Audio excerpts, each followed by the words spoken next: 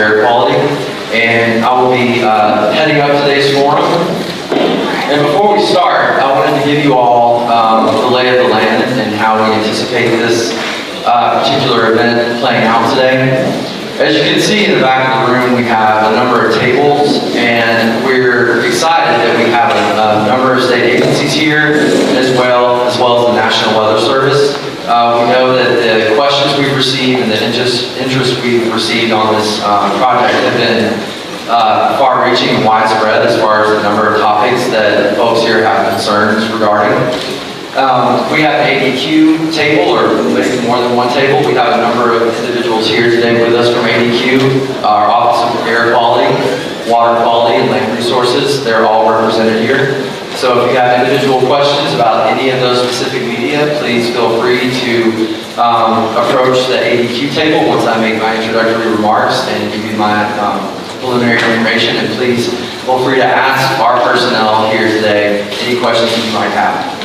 In addition to ADEQ, we have the Department of Emergency Management. We also have the Arkansas Department of Health. We have the National Weather Service, and we also have the Department of Human Services. And I believe there was an information sheet available to folks attending today's meeting that lists out some of those topics that those agencies would be able to answer for specific issues regarding questions and concerns that you might have.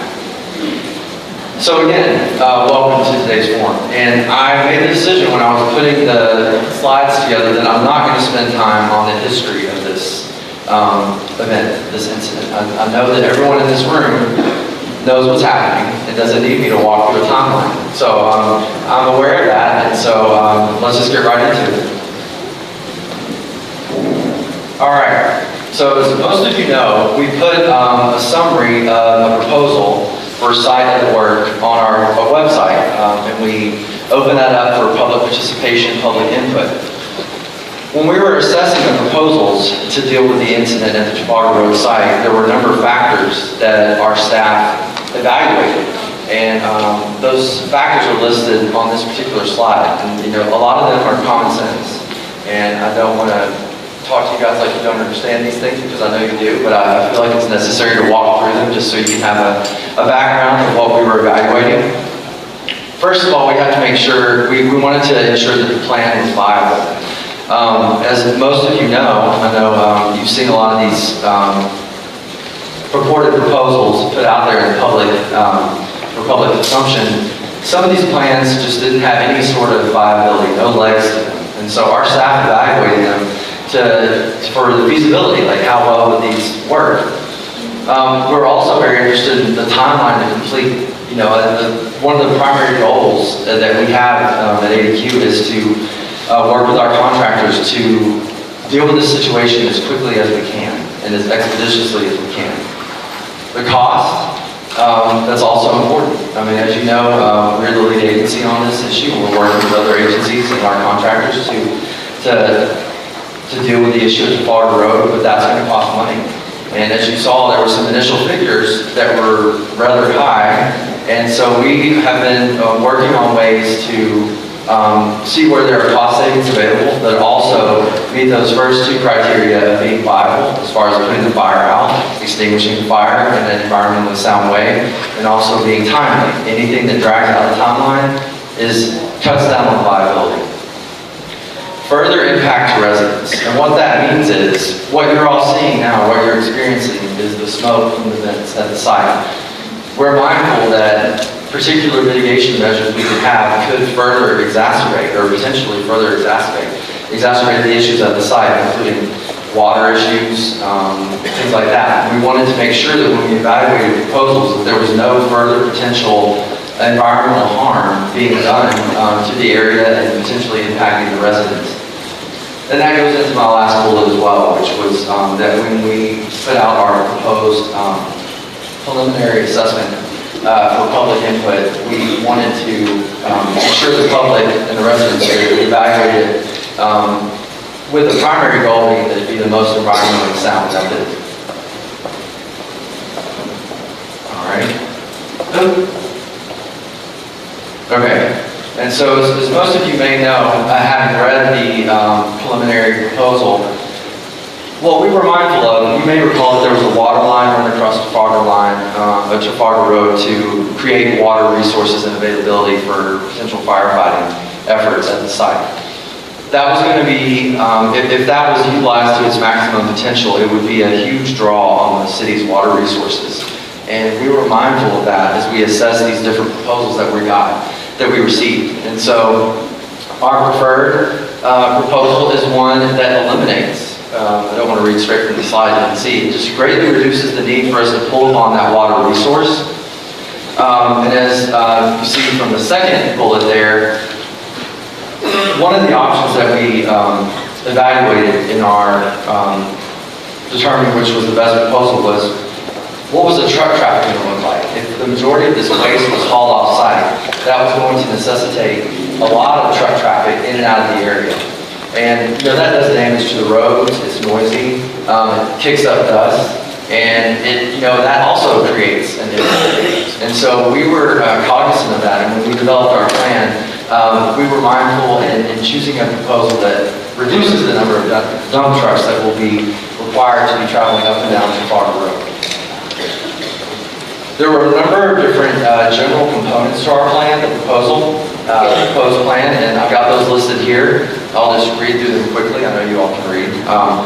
Fire control, which is the predominant issue that we're dealing with here. I mean, once we control the fire, the other issues will be secondary. I mean, they're important as well, but the public impact is primarily, you see the most impactful issues resulting from the smoke emanating from the site. So fire control was paramount. Excavation, which is the preferred method for us to deal with the ultimate extinguishment of the site, of the fire at the site.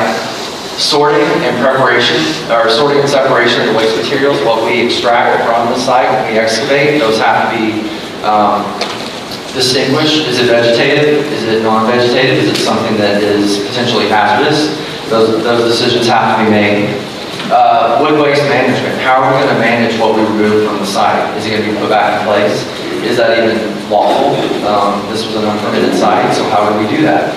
And the method that was preferred was to use airbox or burn boxes for that kind of, using air curtain technology, and I'll discuss more on that in a minute. Waste material relocation. As I mentioned, our preferred proposal reduces the amount or the number of trucks that are going to be running up and down Trafalgar Road and out into the community to dispose of waste. However, there will be some waste that is excavated from the site that will require proper disposal at landfills. And so our preliminary plan includes discussion of waste material relocation. And finally, folks may wonder what's going to happen to the site once the work is done. And so the final component of our proposal was site restoration and what all that will entail.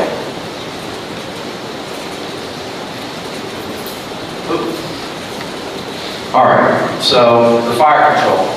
And I'll just get to the spoiler alert, at the bottom of the slide. The goal in our proposal, our preferred proposal, is to have the fire controlled within 30 days. And I'll get more in a minute on what that means. But as far as fire control and how that will be realized, we will have we plan on having certified, experienced fire personnel on site for the duration of the project. And as I mentioned, the goal is to have that fire to a level where it's contained and controlled within 30 days of the beginning of the excavation work. All right, so the excavation, that's the primary component. The work starts in earnest. The heavy equipment will be brought in and to scoop out what's in the pile of debris.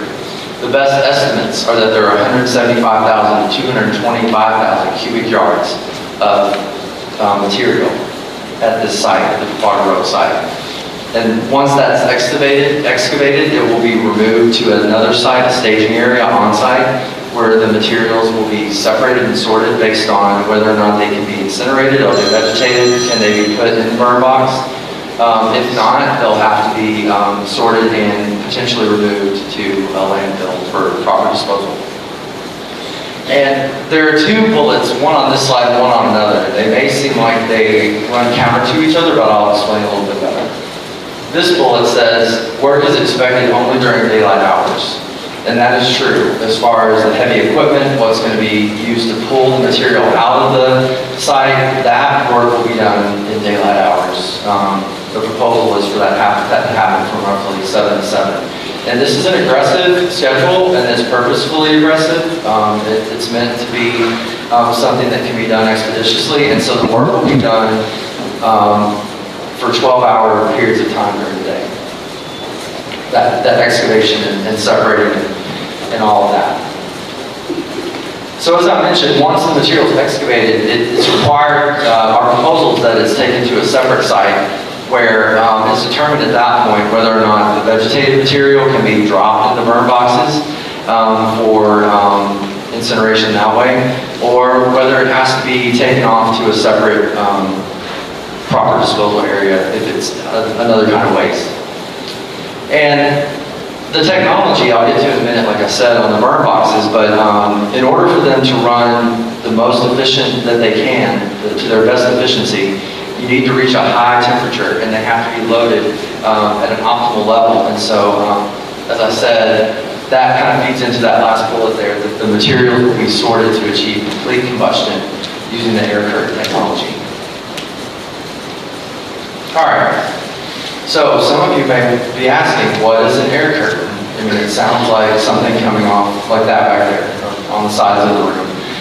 It's actually a big box. It looks almost like a shipping container that is above ground. The bottom is level with the surface of the ground. It's loaded with the vegetative material. There is a curtain of air that is operated via a motor on the unit, which pushes air over the air curtain center, the air curtain burn box. And what that does is, once the material is loaded, it's lit, it's got a good heat, it reaches optimal temperature. You've got that good base going where you've got the char at the bottom, the char, basically hot red burning material. You've got optimum operation at that point. You don't want to overfeed these boxes. They don't work well if you overfeed them. So part of the precision will be figuring out how much to load per box and getting that sweet spot. And once you reach that sweet spot in these burn boxes, the air curtain essentially works as a control mechanism and keeps those embers and other particles from coming out. You're actually mitigating smoke exposure through this technology. It's been proven, folks around the state have used it, especially in disaster incidences. If you have a tornado or some other natural disaster that comes through, knocks down a bunch of trees, other vegetative material, burn boxes are oftentimes the preferred method to deal with that. They're efficient, and they also they temper the smoke that the residents are being exposed to through that kind of disposal.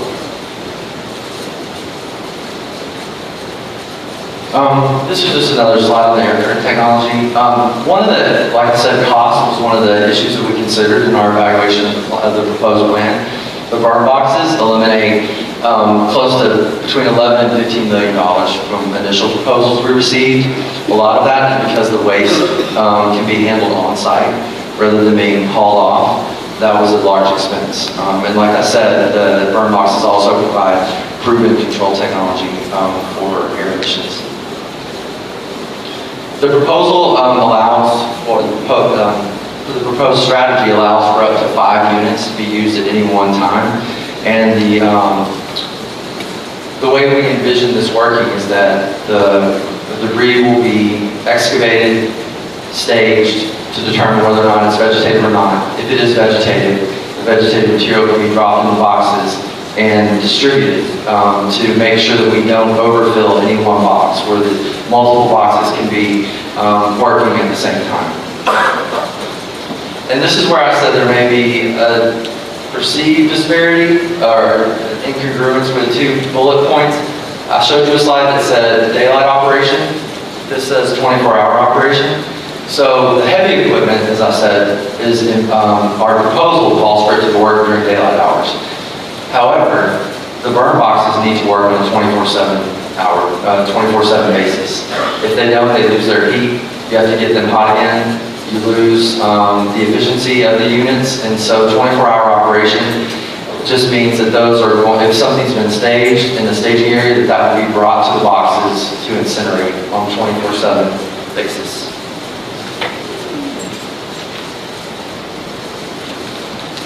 I've touched on this already, but if there is other material that is among the material that's excavated, that's not vegetated, including this bulleted list that you see here, metal, tires, construction material, hazardous substances, those will have to be dealt with accordingly. Those items cannot go in the burn boxes. That's not what they're designed for. And they will have to be disposed of in accordance with regulation, which normally means taking them to a permanent landfill. Finally, the site restoration. What's this place going to look like when this is all history? The proposed plan is to get it back to a natural state where we promote regrowth, and that will include restoration of trees, grass, if that's possible, and other vegetative material. And the folks who are going to be working on the site, both our contractors and subcontractors, you know, when the work starts in earnest, all of them that are required to operate certain types of machinery or be engaged in certain types of activities will have OSHA HAZWalker training, which is essential for the kind of work they're going to be doing and required. The site will continuously be monitored for air emissions, and I will be able to speak more on that at this meeting. And finally, the site will have security, which includes the closed circuit television system, outdoor lighting, 24/7 security, and drones. I know that I can say to me personally, I've appreciated the footage on ADEQ, that website, because it helps folks who aren't up in Bella Vista in the Little Rock office. We need that visual, and so I've appreciated that. Well, once the work starts on site, they will be using drones to secure the site and also to evaluate the site from an airborne perspective. So during the public engagement period, we received a number of comments from the community, and we appreciate those. As a public agency, that's part of our job, is to take that feedback and take that into our planning efforts. And so we brought today a handout that lists those categories of issues that we received. It kind of takes them and breaks them down into themes and is responsive to those. And I'm not going to speak to the full detail of what's in that document, but I will try to run through some of the highlights. There were some questions asked about air curtain technology and what that means. I've already spoken about that today. And I do want to dispel any type of misunderstanding. The word incinerator is in the proper title of these types of equipment. It's an air curtain incinerator. This is not a large incinerator that you would see at any kind of regulated facility in the state. Like, these are transportable boxes. Like I said, they look like shipping containers. They don't have a stack. The stack, I mean, the material is burned inside. The air curtain mitigates the emissions. There's no cooling system. There's nothing like that. This is pretty straightforward yet tried and true technology with none of those other components that some commented on. And so that is just not what we're looking at in this instance for this type of equipment. Like I said, there's a control feature with the air curtain. The efficient combustion is realized when you load to a certain extent. You want to get the volume almost peak volume, but you don't want to overfill or you'll disturb the air curtain. It's important that we keep that curtain in place to mitigate the particulate matter. So one question has been, what does fire containment mean? And that will really materialize when our proposal goes into effect, where we have site activities which will be put in place to mitigate the smoke and contain the fire in place. There'll be an elevated hose, hopefully, where we envision a hose that is able to spot, quench any fires that happen to materialize during the work. I may not have this as a particular slide, but I'll just mention really quickly, there was a comment about flare-ups. Flare-ups are expected. Once you open the debris up at the Trafalgar site, as most of you understand, there are pockets of air and pockets of debris. And who knows what it looks like underneath. It's cavernous. If you expose some of this material to oxygen, it's going to provide the fuel that's needed for combustion. And so the fire control on site will be that wetting apparatus, the hose. There will be hopefully a mister, some kind of misting technology that will be used to dampen whatever comes out of the site. And also there will be multiple layers of air quality monitoring, on-site, perimeter, and off-site. And we have folks available here to discuss that once I'm done. We're also developing or finalizing a notification system. We've had preliminary discussions with emergency management and with the Department of Health about how to inform the public and when to inform the public if the level of a certain pollutant reaches a certain alarm level. Like it has been? That's determined by the Department of Health and ADEQ PA. All right, so the sorting of waste. This is another issue that we received comment on, and the question was, what's going to be placed in these burn boxes generally? Is this going to be, what's going to happen to this other waste that you dig up, because a lot of it is unknown. And that's something that we've all agreed on, that we don't know the extent of what is in this pile at this site until we open it up. It's to be determined. And we will be able to segregate the waste on site. That will be part of the staging area and deal with it appropriately. And as I mentioned, there will be no improper disposal of material in the burn boxes. If anything is contaminated or determined to be contaminated, it will not be incinerated.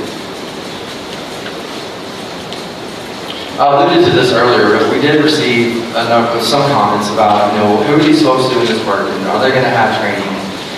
Making sure that they're really, we're utilizing folks who have the best knowledge they need to deal with the situations that they're going to uncover. And as I said, the workers will be required to have a number of different training courses. One of those is the 40-hour hazardous waste operations and emergency response certification. There will be firefighters proposed to be on site and trained according to standard firefighting guidelines.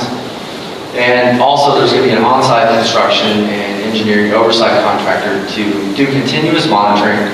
And we've established a preliminary line of communication where anything that's an excursion of a pollutant that hits a perimeter monitoring station will be communicated to the department and to ADEQ, Department of Health, so we can adjust appropriately any work that needs to be adjusted to the scope of the work on site. Water quality, the primary issue of concern so far has manifested itself in the smoke emanating from the site. There's also a question about water quality. That was one of the areas of concern when we were drafting our proposal, not to create an opportunity for there to be for something that occurred that degrades water quality. And so when the work starts, we'll be doing bi-weekly on-site sampling, monthly background sampling. And this is kind of buried in the water quality slide. I probably should have pulled it out, but also soil and sediment sampling. And there was a comment on the proposal that asked about the permitting exclusion for the burn boxes. There is a mechanism that EPA has established if this is an emergency situation, which it is. Permitting requirements for the burn boxes are relieved. There's an exclusion from that requirement. However, the equipment still has to work efficiently and according to specs, according to vendor specs, or else if it's not working properly, they're not going to get the incineration that they need. So, but there is a permitting exclusion to enable the work to work, the work to take off quicker and to be done more expeditiously. Now that's for the air boxes, the burn boxes. However, there are a number of water permits that are required, and one of those is a stormwater SWIP, I believe is the acronym. We've got water folks here to help further explain that. But it's a stormwater control permit essentially, and there will be a stormwater control plan that will detail, that will have some detail in the prevention plan. So the bottom line is that when we sent our proposal out to the public for consideration and review, we looked at these general things. community protection when this is, during the duration of the work and through completion. Cost effectiveness, as I said, now we're not only mitigating or trying to mitigate the situation as efficiently and as effectively as possible, but we're also a steward of taxpayer money. We're cognizant of that. We're cognizant that the same folks that are here that want quick relief are also folks that put money in that pay their taxes. So we're very aware of that. Speed to completion and minimal environmental impact. Timeline. This may be the most, it's a very general timeline, but as I mentioned, 30 days is the goal for the fire containment, 180 days to completion once the work starts. That's all the way through restoration. And then the final step is the site restoration. And this may be a little bit of new information. Phase 1 started on April 4th. I don't know if any of you saw a preliminary timeline, but the construction, the site construction is expected to be completed April 26th. That is next week. So it's coming, sooner, a little sooner than we expected. And once that happens, we're ready to move in to phase 2, which is where the work starts in earnest with the excavation at the site. Finally, I'll end with this slide. There's been some question about cost recovery. Like, there's an understanding that the department is fronting the bill for this because we have been tasked with that by the governor to act on this situation. However, once our work is done, we are mandated by Arkansas law to seek cost recovery from responsible parties, and that will happen. So that's all there is to say on that. It's pretty straightforward. That will happen. And so now is when we hope that all of you that are here will engage with the folks we have in the room that can answer your specific questions. As I said, we have all three media from ADEQ here, ADH is here, Adam is here, Department of Human Services is here, National Weather Service is here. So please feel free to go to these particular stations for more information. And thank you. And please, if you didn't sign up, please do so. Thank you.